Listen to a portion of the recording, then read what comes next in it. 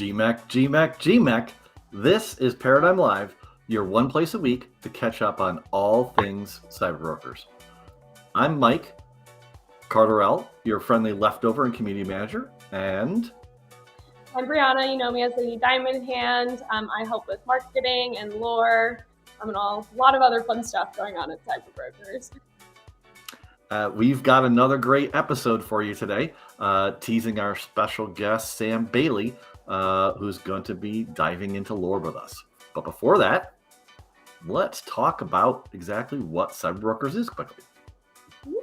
So if you're new to the CyberBrokers universe, we're a metaverse-native media and entertainment company, and we're currently working on building an entire universe through beautiful collectibles, lots of content, and interactive experiences. So we have a lot going on here in the world of the Paradigm. Absolutely. So check us out on our website, cyberbrokers.com, which we call the core. Lots of great things to explore there. Check us out on Twitter, CyberBrokers with an underscore. And just as a reminder, in March 2022, our first collection, CyberBrokers, came out. And this month, Genesis Mechs come out. Yes. Finally, we're here. It's February. So let's quickly talk about what's coming up this week in the community. First up, as always, we have game night. So 8 p.m. Central. Sorry, Europe, 2 a.m. For Europe. Invoice General and Games Public. We typically play a fun game called Among Us, and then Gartic, which is a simple picture guessing game in Discord, and we'll rotate those through. So stop in. We ignore all crypto, NFT conversations, and just have some fun and a break.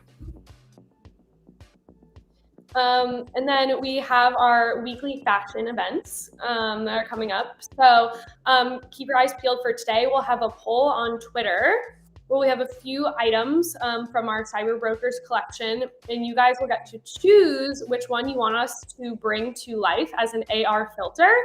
And then based on what you guys want to see, we have a lore event. We call it Wardrobe Wednesdays. It's in our Discord where the community will actually get to write kind of the lore, the story behind this item in the Paradigm. And since we are based in the metaverse, these items can have different abilities, grant certain talents, different powers. So it's really fun to see what the community comes up with. And then on Friday, we'll release the filter for you all to try. We'll release the lore to go with it. So it's a really fun kind of week-long event that you can participate in as little or as much as you like. Yeah, that mech one, holy cow, I saw some great videos on Twitter. I think it was Salio was doing like push-ups as his mech or something like that. Yes. It's crazy. So we also have, full mech filters. Keep an eye out for those as well. Creators calls. We have one coming up on Wednesday at 2 p.m. Central. That's in voice channel in Discord. If you have an idea about CyberBrokers, want to catch up, have questions on CyberBrokers, we do have 2 bounties out there. Stop in, answer all questions.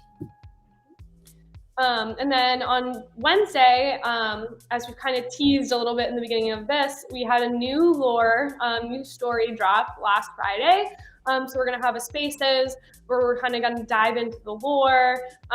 If you're new to the universe, if you've read every single piece of our lore, it doesn't matter how little or as much have you read. This is the time to kind of chat with people, kind of give your opinions. And again, we're always listening to the community. So you never know if you pique our interest with an idea or a thought, if you might see it where it might show up. Yeah. So exactly. This is a good point. It's been a while since lore, so this is a great opportunity to catch up. We're going to do a brief overview of what happened in version alpha. We're going to quickly talk about version beta, and then get into the actual story. So great opportunity to catch up. Mm-hmm. So that's the events for this week. Let's talk about our agenda. So our guest host, Sam Bailey, is the creative producer at CyberBrokers, and he's going to talk lore with us, and specifically Pandora's Pox. We have 2 bounties that are out. Brianna, is that right? Yep, 2 fun bounties. These are exciting ones. We have the shit poster bot. So we're actually going to be empowering our community to be shit posters, which will be really fun. We want everyone to kind of be able to throw a little shade, make any memes they want, and we're developing a bot where you can submit stuff and it'll actually get posted on Twitter, which I think is really fun. Yeah, I can't wait to see what the community comes up with on that one. and it's not from the CyberBrokers Twitter, to be clear. We're gonna have a whole shit poster CyberBroker character, so they can have their complete own personality. There can be a little more lenient, I think, with what they like to post because they'll have their own personality. Yes. So that will be, I think, really fun. We have a creative community just in general, but I've seen some really good like memes and responses in our Discord and on Twitter. So I'm excited to be able to like blast that out there. Let loose. We're going to be able to let loose is kind of the term I'm thinking of. Yeah. Exactly. So yeah, we have that one, and then Broker Survivor, which is we're looking for someone to help develop a Survivor style game for our community, but we want to be able to open it up to other projects as well. So like an elimination style week-long event, where kind of like a last man standing type vibe. So again, we're excited. Touch. Don't have to do much to play along.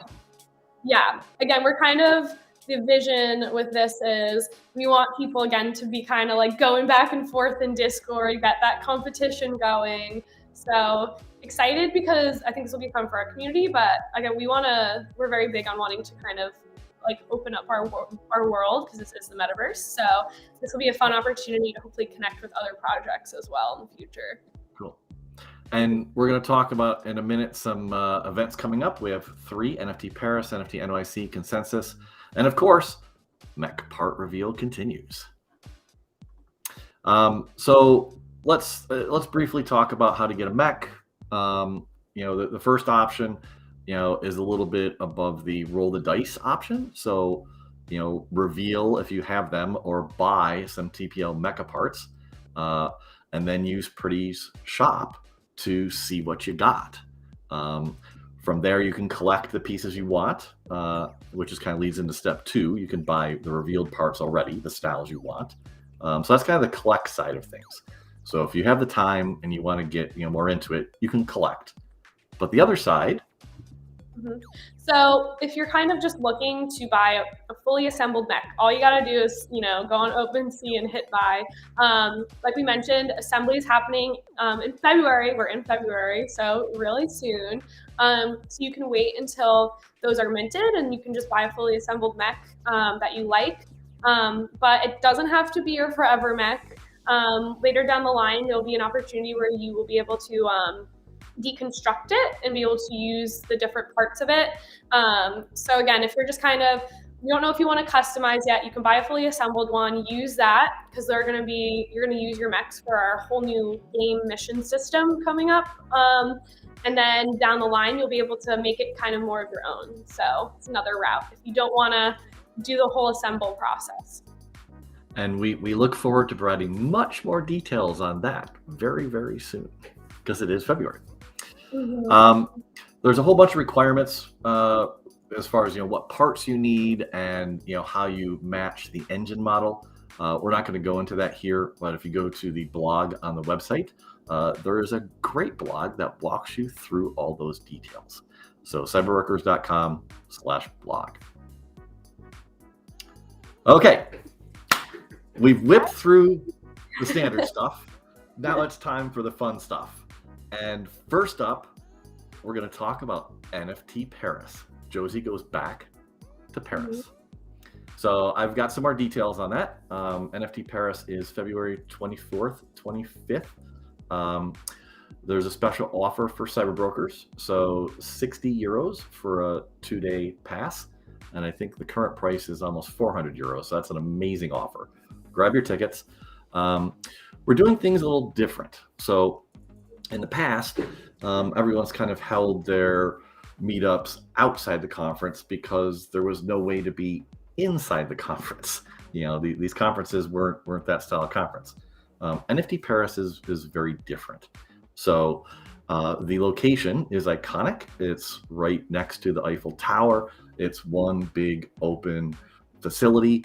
So CyberBrokers is going to have an activation inside the conference, and we can't wait for you to experience it. I didn't say see, I said experience it. And based upon that, we're going to have our main holder meetup inside the conference from 4:30 to 6 p.m. local time on Friday. So there'll be some special things that will come along with that, and I'll talk more about the survey in a minute. Then after that time period, we're going to go out on the town. This will be a less structured environment. So we'll provide some options kind of all in the same area of different restaurants and bars, pubs, whatever. And people can kind of go in groups to specific places and then move around all night as they see fit. So a little less structured. On Saturday, there'll be a networking event. So if you want more time with CyberBrokers, we're going to meet up in the food court, because again, inside the conference. And then Josie is on the main stage Saturday at 4:40 p.m. talking entertainment with a couple of other panelists, including Matt Medved, and I believe it's moderated by Stephen Grimes. That should be a must-see event as well. So there's a newsletter coming out this week with all those details. There'll be a survey that goes along with it to get your interest on who exactly is going. And then we also want to get your interest on NFT NYC, which is April 12th to 14th. One of the bigger events in the US every year. And also, we will be at Consensus April 26th to 28th, or more specifically, Josie will be at Consensus because she is speaking. So we want to get an idea of who would be there for a meetup as well. And that might be an interesting option for West Coasters or Southwest who may not be able to get to NFT NYC. Consensus might be an interesting option for them. So look for the survey this week on that. Totally excited to have 3 opportunities in the first quarter for in-real meetups with holders. And you don't have to be a holder to attend these either. We welcome everyone. Did I miss anything on that? Sorry, I jabbered along way too much. No, I'm just excited to kind of, get out and see some holders. It'll be really fun. So April's going to be busy. Yes. Yeah, we haven't even talked about the second half of 2023 yet either. Exactly. This is just the first part. Yeah. I've got another quick reminder. The newsletter for this came out last week on Friday. Is that correct? Yes, Friday. Mm-hmm. Okay. So on the 20th of February, we're switching our token gating in Discord from Collabland to our own custom bot with delegate.cash. So if you haven't yet, you need to take action. Otherwise, you're going to lose token gated access to holder channels in Discord. So go into Discord, look for the delegate.cash channel. It'll tell you what to do. Ask a mod. They'll be happy to help. But you need to do one of 2 things. You either need to set up delegate cash and use your hot wallet to verify, or ignore the delegate.cash part and use your cold wallet, although we 100% recommend using delegate.cash. Keep yourself safe out there, guys. Yes. We've seen, every day there's someone got scammed or phished, or delegate.cash will let you degen from your hot wallet and not put your cold wallet assets at risk. We talked about the bounties. I don't think there's anything else. We got excited. They're on the website. Mm-hmm. Go take a look. If you're interested, come into a creator call. Let's chat about them. Yeah, it's also a good shout out. If you have any other ideas too, that's what the creator calls will be for. So if you'd like to see your idea listed as a bounty, even if you can't completely do all the things you want to do, maybe you don't have the full technical skills, maybe you don't have the full art skills, the creator calls will help us get an idea of what you're looking for. And if we think it'll be great for our community, we'll help connect you with people So one of our community projects, Lost Paradigms, they had a bunch of different people with a bunch of different skill sets, and we helped them all connect. And they launched a whole project based on it. So this is if you have ideas, you can see your bounty up here if you come and pitch it to us at the creator calls. Yeah, and actually, Broker Survivors, exactly that. Delso, one of our holders, created this idea, and he didn't have the ability to, do it himself, and we ended up not having the time either. So now it's a bounty. I'm excited for these. It'll be good. Okay, we're at the fun part. Let's bring our guest, Sam Bailey, up. And hello, Sam. Hello, Paradigm. So let's talk lore. Okay. I know a few things about that. That's good. Do you want to describe it all? Creative producer at CyberBrokers.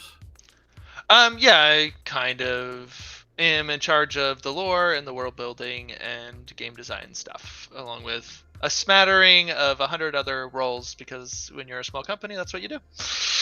Juggle. Yeah, do everything. We love internal juggling and passing. Okay, let's start and go back. TPL, the Paradigm Lost. Kind of has a quick backstory about what happened in the real world. Could we summarize that part? Yep. Oops. The light got in the way. By the way, snazzy jacket. Oh, thank you. So there's a lot that's been intervening between the real world, the IRL, as CyberBrokers call it, and what's happening in the Paradigm. And effectively, there was about 200 years that passed in between our present time and when our kind of timeline that's happened. Actually, 300 years between our present time and where we are in the story. And there was kind of a bit of an accident with trying to stop climate change, where they overcorrected and spun off into an ice age, which effectively killed off most of civilization. But all the megacorps and everyone built bunkers and tried to find ways to survive through this ice age. And one of which suggested ways was the Paradigm Project, which was going to be this metaverse in which people could upload their consciousness to, or like connect their consciousness to, so they could have a nice entertaining time in the hundreds or maybe thousands of years before the Earth got back to being inhabitable. But things didn't go exactly as planned, and if you don't want to spoil too much, if you haven't read the version alpha story, but yeah, things have gone wrong. Things didn't work out exactly how they were supposed to. But at the end of our story with version alpha, we have a reboot, effectively, a new version that has come out, which has changed some of the rules in the Paradigm. And that is why we are now doing version beta, which is it's kind of a collection of both new lore, but also helps frame what our drops are going to be for that time, and everything like that. So we have new worlds opening up that are dangerous and mysterious, and so everyone in the Paradigm is like trying to get mechs, because then they can use the mechs to go out and explore these worlds. Safely, safely, worlds. Because it's not very fun to go exploring a new world and constantly being demezed by an angry mob every 10 seconds, and then having to wait to respawn, and you don't get loot and experience that way. So everyone's trying to get good mechs to go out and do that. So we kind of started off with brokers, who were the beings that were inside the metaverse. We had drifters, who were the in real life people. And actually, that's an important point to bring up, because in version beta so far, in the reboot, all the drifters got logged out, and they haven't logged back in yet. And the CyberBrokers don't know what's going on. The drifters in IRL don't really know what's going on. So there's going to be, that's going to come out in the story in the future about how that's kind of resolved. And those who have participated in our earlier Nexus Point narrative event in November may have a guess with how that may be resolved. So going back just to summarize alpha again, we had the real world in shambles. People were just kind of surviving. They had this outlet called TPL, which was a place to log into a metaverse to escape, their horrible reality.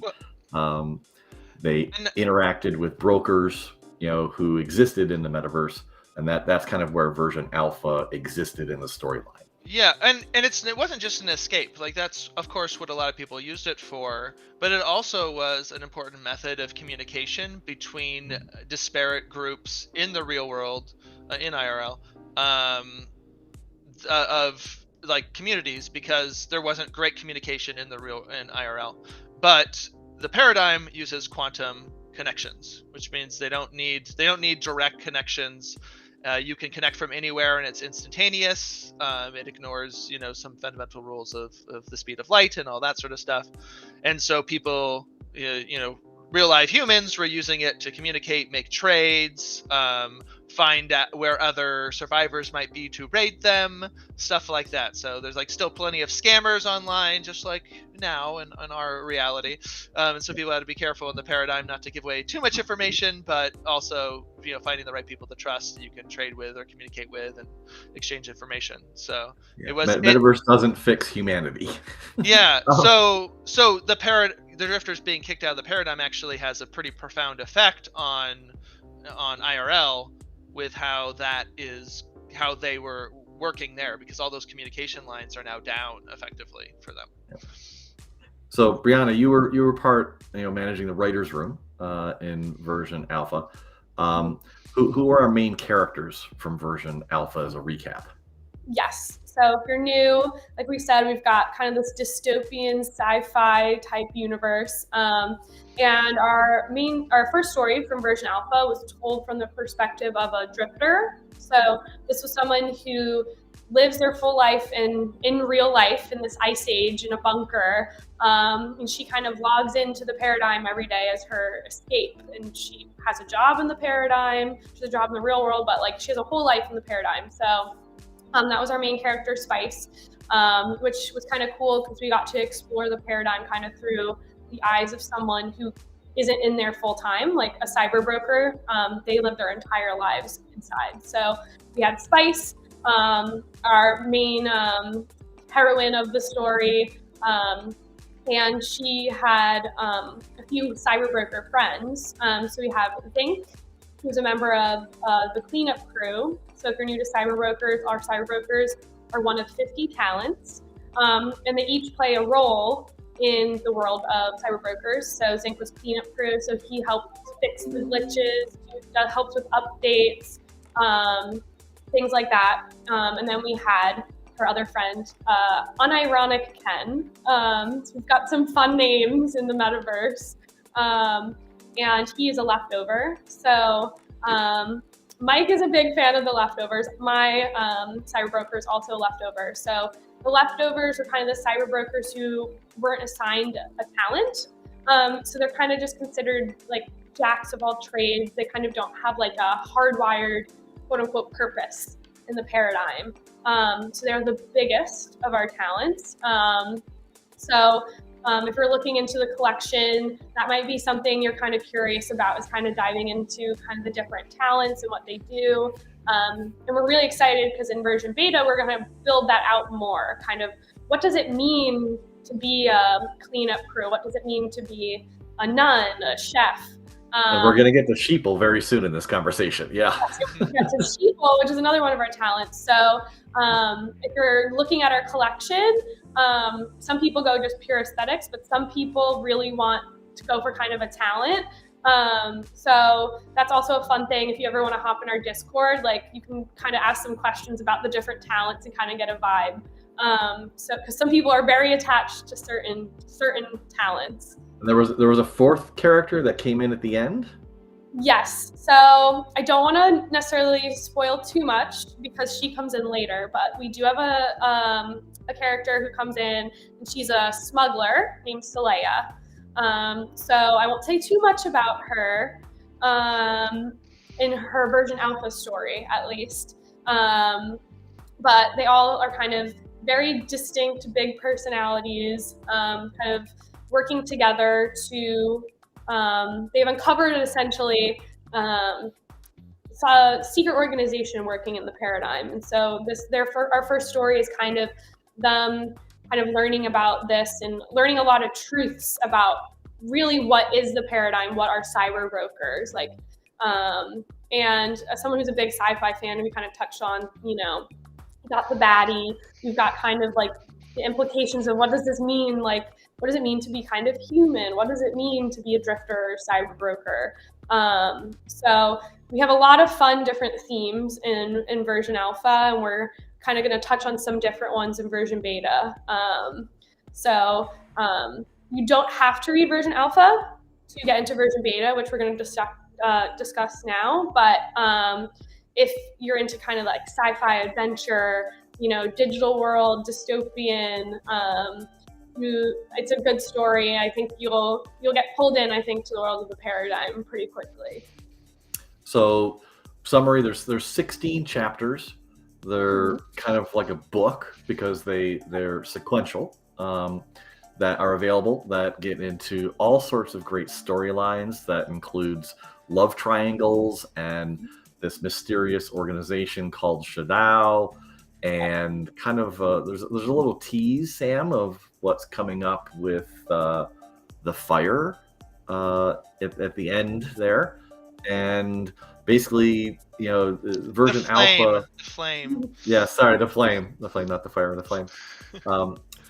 And the result is, what's been existing for hundreds of years is coming to an end, and our characters initiate the change that occurs from version alpha to version beta. Yeah. Yeah, I mean, I think it's going to be a little impossible to talk about this without having spoilers for... yeah, we can talk in general. For version alpha, so just a spoiler warning. There's some stuff out that we're going to talk about that is going to spoil that version alpha story a little bit. But it'll still be an enjoyable read, even if you do know this stuff. So we've heard from our holders that they want to enjoy lore a little bit differently. And so version beta lore is set up very differently, isn't it, from version alpha? Yeah, version alpha was one kind of continuous story following the same characters, with the spice being the main viewpoint throughout. And so it's kind of something you would need to read all together, and you need to kind of be up to date on what came before to really understand what's happening. But we wanted to switch that up and kind of have some more approachable entry points. So why there is kind of a loose flow of narrative between the stories as they come out, it's not really required to have read the previous one. And we're also switching up the viewpoint characters. So while the Pandora's Box, for example, includes Saleya in it, who's one of our characters for version alpha, it is totally from the viewpoint of Pandora, the sheeple, and her kind of adventures and her figuring out what's going on with her new situation, as it were. And sheeple get into a lot of situations, but this is probably the hardest situation Pandora's ever been in. Her, what do we calculate? There's been 1,000 cycles for most of the cyberbrokers and their experience, because the paradigm goes 3 times faster. Or it seems like it goes 3 times faster in time in paradigm compared to IRL. So yeah, these cyberbrokers have been around for a long time, and big stuff is happening. So let's dive into Pandora's Box. Yeah. So we start off, and we've got a mech full of sheeple that are off gallivanting in some random world. Yeah, I mean, mechs are expensive, as some people may be aware. I mean, even they could only could afford an enforcer mech altogether, which they call the U-forcer, EWE, because sheeple are silly like that, and they're all crammed in the cockpit, and something terribly goes wrong, and That's kind of where we start off our story, is in that. But as I said, like earlier, they are using a mech to explore the dangerous worlds of the paradigm. But even with a mech, there are dangers out there that some mechs can't handle. So get those nexus. Version alpha, as far as locations, was kind of limited. It was like Yeah. cores of cities and key locations, and I'm feeling like we're going to get a lot more breadth of worlds and locations this time to help explain more about what's possible in TPL.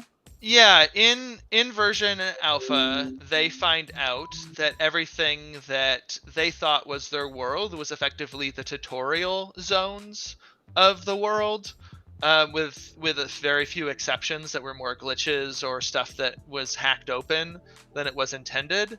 So now that version beta has started, all these new worlds are opening up as intended in a kind of a slow progression, and also being fully realized how they are supposed to. So it's now less of a holding area and more of a game. Like, oh, there's actually mobs that drop good loot and experience, and what's this system where we can get more powerful when we couldn't before, or get achievements. There's a there's a scoreboard that everyone can access for going and exploring these areas. All stuff that was set up, hundreds or thousands of cycles ago by Ashara and the architects is now finally unfolding. The stuff that was supposed to be here for all the corporate elite that were supposed to have their brains attached to this and have an entertaining time for 1,000 years. So it's all anew and interesting, and on top of that, the drifters not being here, it's a whole new world with a lot of new possibilities. So, like in version alpha, it was very clear PvP zone, non-PvP zone. Is that going to still exist, or is it going to be less clear? Yeah, there's the safe zones and secure zones and the PvP zones. So that still exists. There'll be worlds that are dangerous because mobs can attack you, but you can't PvP people. So there's probably a new designation for that of PvE zones where it's this is dangerous. You can be attacked. Safety limits are turned off, but you're not gonna have to worry about anyone but a demon or an assassin getting you, because some talents can ignore those safe zones. By the way, as you see, demons can mess with that for everybody. And secure zones can kind of turn off and on depending on who has the privilege to do that.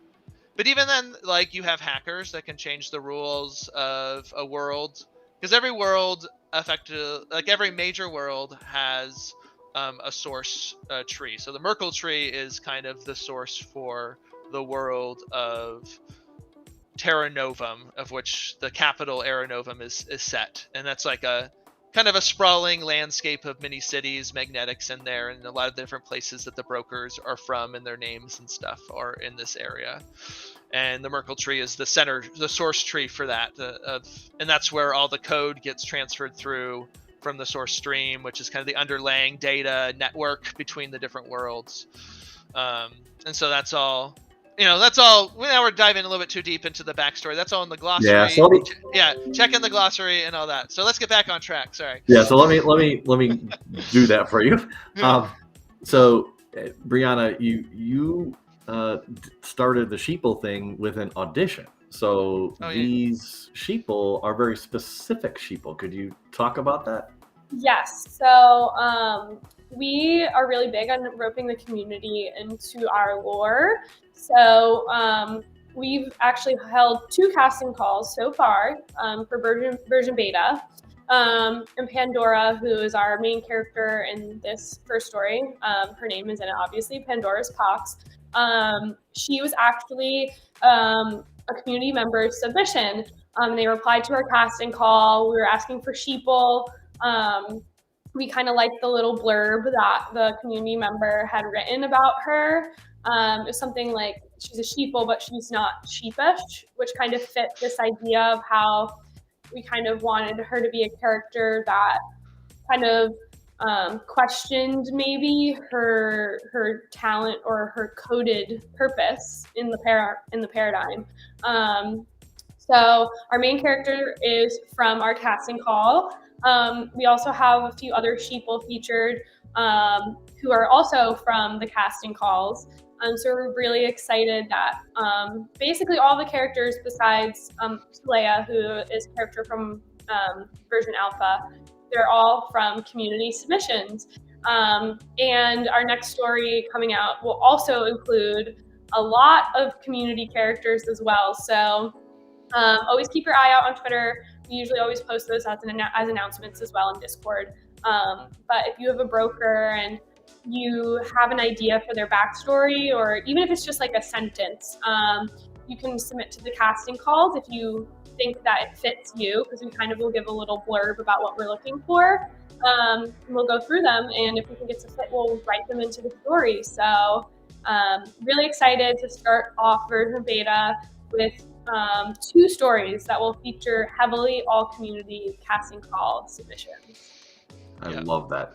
We need the emoji thing from Google Meet earlier, so I can The love heart. Yeah. flowing up. Yeah. And I gotta say that Pandora was also perfect, because we already had in mind for our story of like a sheeple that gets in trouble and like uncovers something that could be dangerous. So like Pandora was just the perfect name for the whole situation that was unfolding. So thank you for whoever is the holder of Pandora for lending us your CyberBroker for this story.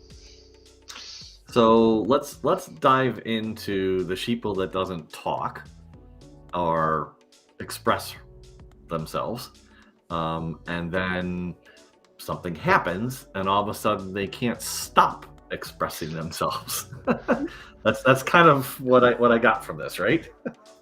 Yeah. So I mean, without giving away too much, they encounter something that alters their fundamental code. Like, as we talked about before, like CyberBrokers have a talent, and that talent has a purpose, and that purpose kind of directs some of their personality and what they're good at, and so on. And they ran into something that kind of alters that fundamental foundation and rewrites it. So you have pretty much a switch got flipped, where, you know, Pandora was the person who always supported the group, who was the listener, who was the yes sheep, and that got flipped, and suddenly it's like blah, and just going on and on. And there's another reason for it. Like, if you've read the story, you can probably guess of what that is, but again, I don't want to spoil it for those who haven't read it. So read the story, and feel free to come to Sheeple talks a lot. Feel free to come into the lore channel and pitch your theories or discuss things after you've read the story, because the lore channel is a spoiler full zone. So yes, you gotta have a place to talk about it, right? We can't, exactly. You're welcome to not look, but we're gonna talk about it in there. Yeah, and people are pretty good about, like, if something's a hard spoiler, doing a little spoiler text to, you know, block it out. But yeah, so yeah, go ahead. Well, so the other key point is I pronounce this name again. I can never get this one. Saleya.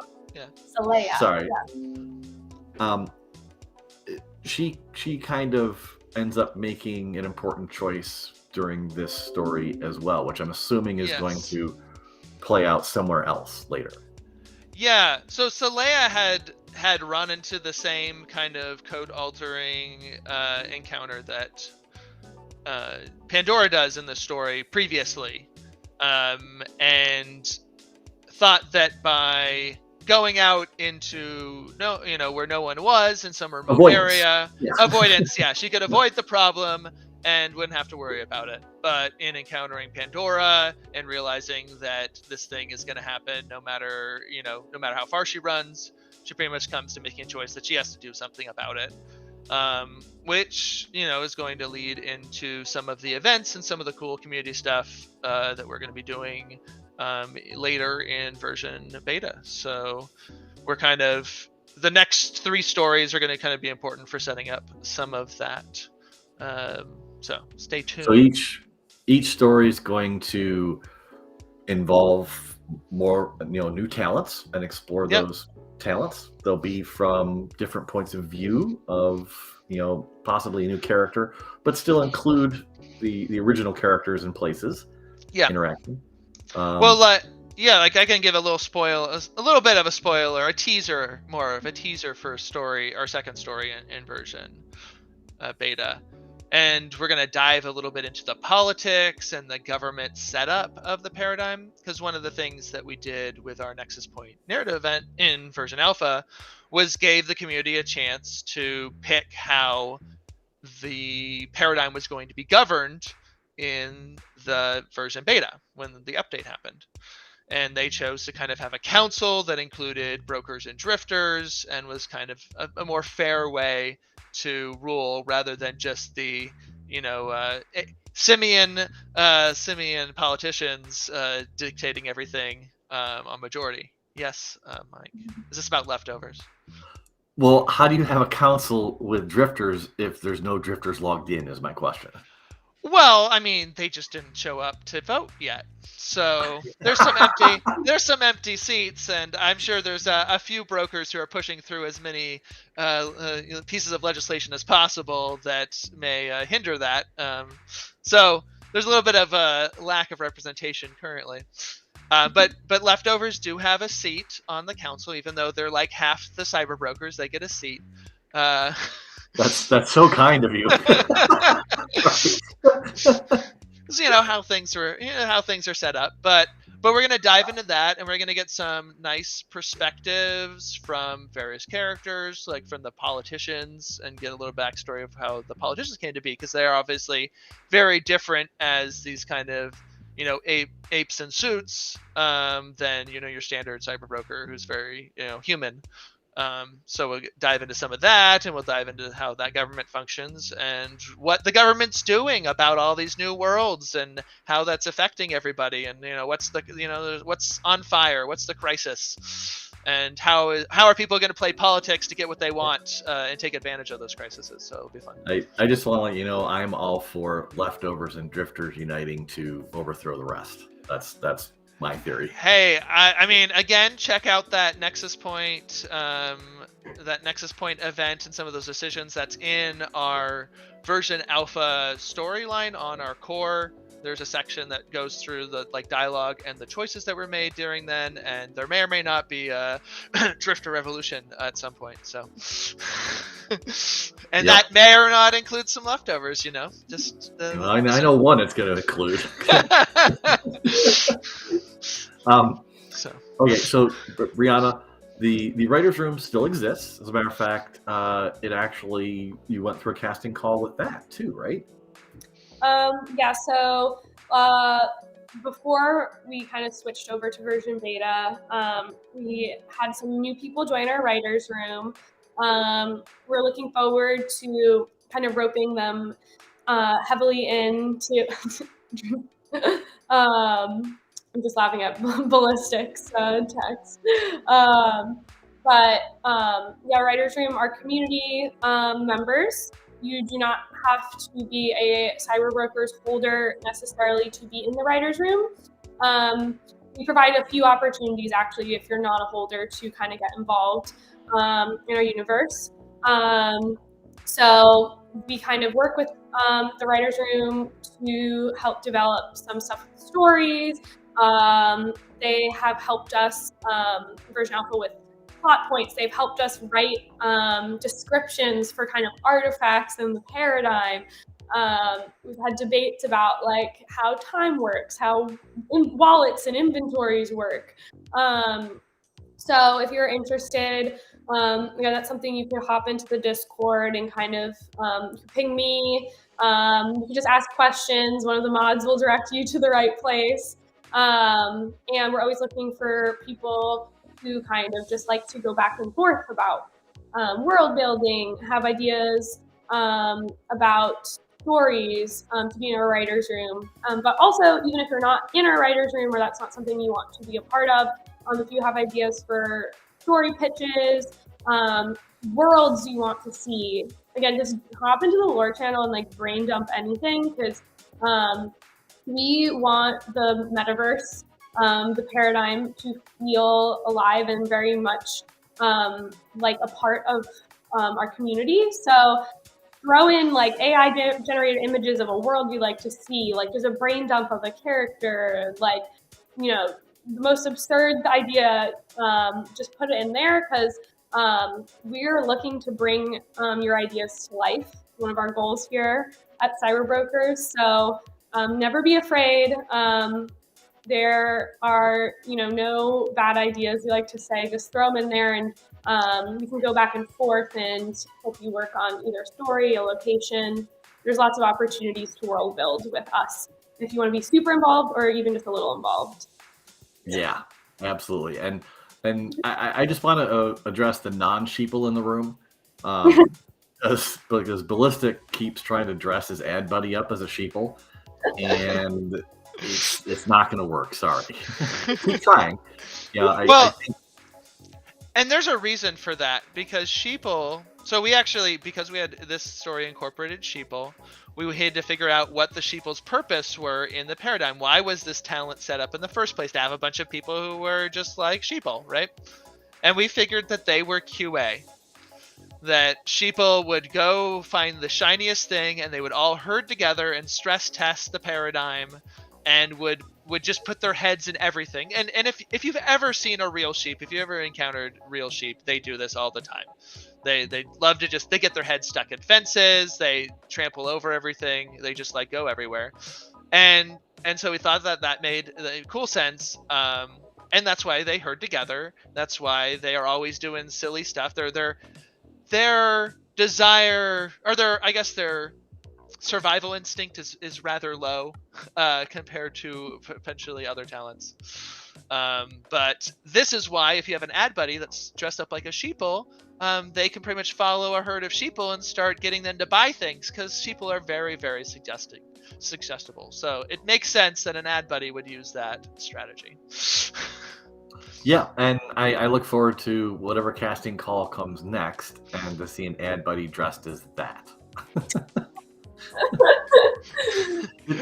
I think maybe we need to write into lore, the ad buddies' self-esteem, and that they're trying to be something other than themselves, maybe more than the rest of the talents. I think it's pretty obvious that ad buddies have no shame. They are walking pop-up ads. But I mean, Ballistic, we've actually added value to your ad buddy by kind of reprogramming him a little bit and making him more sensible and understandable in Discord. So hackers can get a lot done even with difficult ad buddies. Okay, we're off course. Sorry about that. So let's come back to the flame. So we've got something that can't be mentioned by name for fear of getting infected. Okay. Well, I guess I'll get into it, and this is a big spoiler for the previous story. Big spoiler. We've come this far. So the flame is the code word for this virus, and which has been around for a long time. And is actually the whole reason that Shadow, which is in our version alpha, got started being controlled by the architect Fact. 13 people are now infected because it is a meme virus. And so it spreads by knowing about it. So Shadow and the architect Fact had used the Huber key to change people's memories. So anyone who encountered the virus, they would whisk them off to cold storage, remove the memories of the virus, and send them back out again. And actually this had happened to Saleya. Saleya is a smuggler. She goes to the back route. She goes in out-of-way places, and she had run into this virus and been taken to cold storage, had her memories removed, and in the course of the version alpha story, restored those memories and went, oh crap, this is what's going on. What's also interesting is it only affects fully digital sentience, so drifters are immune. So drifters can't be infected by it, but they can spread it. So Spice found out about it and was trying to help before she got kind of angry with her friends and left. Chose to leave and now can't get back in. So they've come up with a code word in our story, Pandora's Box, of the flame, to try to be able to talk about it without spreading it, so that they can come up with a solution, Pandora and Saleya, to deal with it. And So what's interesting here for me is somehow the flame survived the reboot. it did. So that kind of implies it's more systematic than something that someone has chosen to put in place. In fact, it is now worse because these worlds that were shut down and maybe had little virus bombs in them are now opening up, and people are running into them. So there's dangers in these new frontiers than just the mobs that might demez you. There's serious dangers that could drastically alter CyberBroker, or maybe even bring about the end of the paradigm. So this brings into question, fact versus faith's version of the TPL, and why fact was trying to be OCD and control everything to kind of avoid these things. But version beta kind of goes away from that because it's a little bit like the Wild West now in some cases. Yeah, there's still a slower release, but in the end, our protagonists decided not to go with either fact or faith, but find their own path forward. And at the end, you had Zinc was the one who was uploading, pretty much initiating version beta and making a few of his own choices, some of which were dictated by the Nexus Point event about what was going to happen. But he threw in a few of his own stuff. Which hasn't been revealed yet? Not yet, no. But yeah, maybe we'll get into that in some of our future stories. No, we'll definitely get into it in our future stories. But Brianna, I completely forgot. Can you tell me about Sam's background?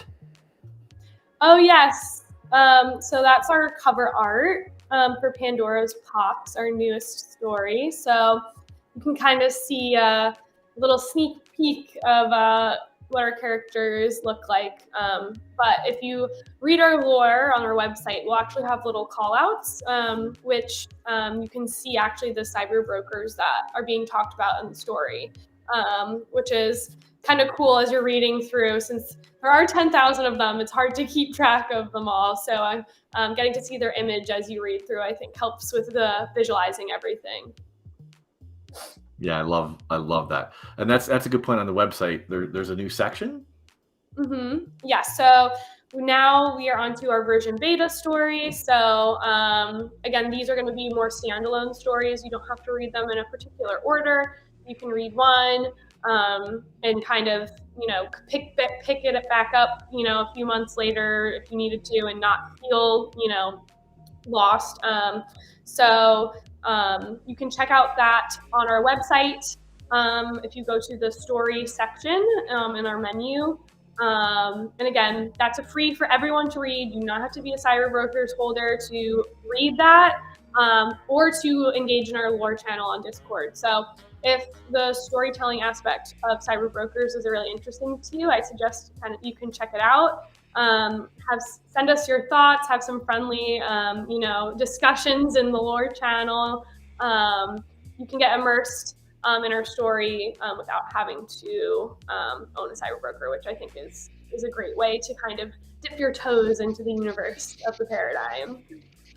And one other thing I wanted to touch on that I forgot to talk about at the beginning, there's a change in how these are being written. So the original lore was kind of started by Memnock, Chris Chapman, and was followed through by a head writer and Brianna, you in the writer's room kind of managing things.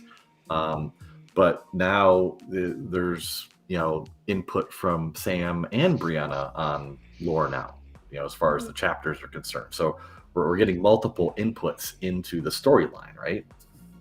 Yeah. So our first story again was chapter format, and again Chris Memnock, who originally worked with Josie to conceptualize the whole world of paradigm. He wrote the first few chapters.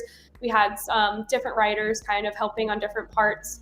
And again, this season or version, Sam and I are working on the lore, our writer's room. And again, we're really hoping to have community members who are interested in writing be able to submit stories to us.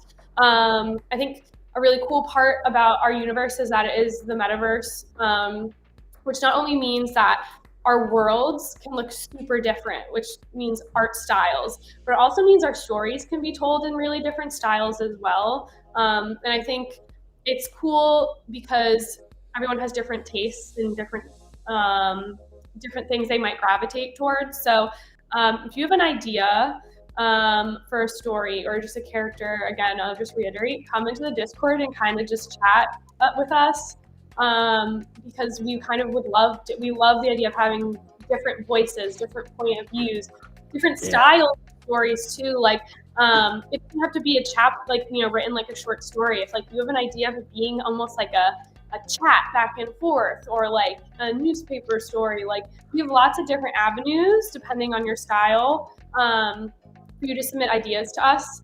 Again, I think that's the beauty of the paradigm in the metaverse. Yeah, and I want to touch a little bit on Ballistic Banana's question here real quick. It asks, does that mean that maybe some parts of lore you do need to have a cyberbroker for at some point? Like, it certainly is kind of possible, but we do want to keep lore pretty accessible to everybody. We don't want someone to feel like, oh, I'm going to miss out on this world or this story just because I don't have a cyberbroker. But having a cyberbroker opens up a door to being able to create your own lore that is part of our world. Like, you need to have a cyberbroker, of course, for like casting calls and actually getting your characters in the world. And also we work with people who are holders to develop stories for their own cyberbrokers if they're interested. So I'm working with one of our community members who had an idea for a story that actually fits pretty well with what we want to do with version beta. He talked about it in the home channel. I know. So I'm not giving much away. I'm just saying that they brought it forward, and it's something that wasn't aligning. So I might end up like working with them to actually have that be one of our published stories. And that is what we want to have happen. So Alpha, because it was a series of chapters, it needed to follow a certain cadence and storyline. Because we're now into individual short stories, love for people to come and create their stories. Some may not get into canon, but some may. Depending upon how well they align. Exactly. I want to be clear, like, if you're afraid that, oh, this breaks canon or whatever, like, don't be too afraid of that. Like, it's a big world, you can have it in there, and even if something is just, fanfic, it's still fiction that's created by fans, and that's still awesome, and that still expands the world in many ways. And so while we'll have our official canon stories we have on the website that may include, people that are from our community, that's going to be great too. But don't let that stop you from creating your own stories because you're afraid that you'll get something wrong. And like, we do have the glossary that's got a bunch of information that's constantly getting updated, but there's still plenty of stuff that you can make up. And I love seeing people's ideas and writing, and some of that may go, okay, that's a great idea. Let's make that canon. So, yeah, please contribute. We love it. Okay. I think that covers the majority. Any other questions from chat? Type them in now. Otherwise, we're going to wrap up. I think we got the basics there of what happened, what's changing, the new story, without like giving up too many spoilers. So I'm not sure if we can go too much further without like totally ruining it. It's still a fun read, even if you know everything that's going on. Yeah. I mean, as someone who's read it like 10 times, doing all the the editing and rewriting. So maybe you two can tease up what the next story is about. Well, I did earlier. The government and the politicians and politics and so on, and Okay.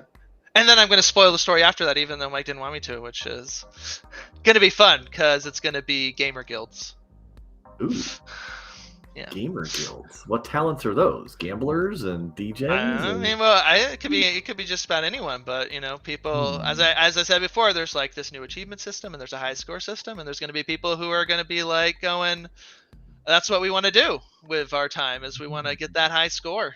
So there will be a guest appearance from an old character, and I think some people who've read version alpha may guess who likes getting high scores and likes gaming that we have encountered before.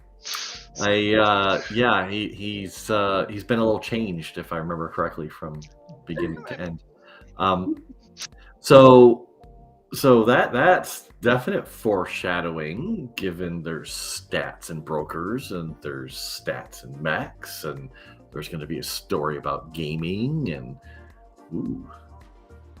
Yeah, I mean that's coming up.